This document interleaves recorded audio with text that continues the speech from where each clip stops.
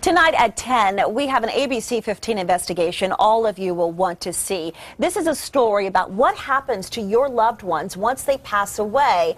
We found some disturbing information from some crematoriums here in the Valley.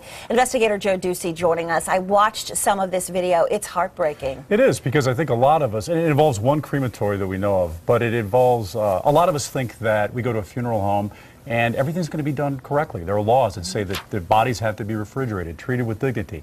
Not what we found. In fact, behind me, this is the van that we watched overnight, hour after hour, undercover, because we knew it had boxes, bodies and boxes in it, and nothing was being done about it. Again, they need to be refrigerated. And we got the story, Susan, from a viewer who called us because he was tormented by what he saw.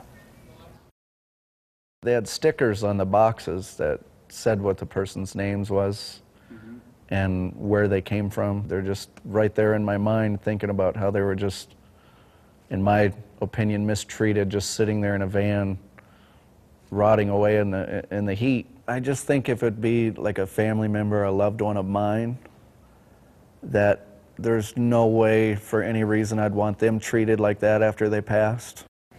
Yeah, he was so tormented that he took pictures in vans, and you've probably seen a few of these now, that have boxes just look like they're tossed inside, and it had names of people on them. So we were actually able to track down a family based on the name that was on the box, who had no idea. It had been like 2 weeks before. They were waiting for the ashes of their loved one so that they could kind of close this up. Had no idea.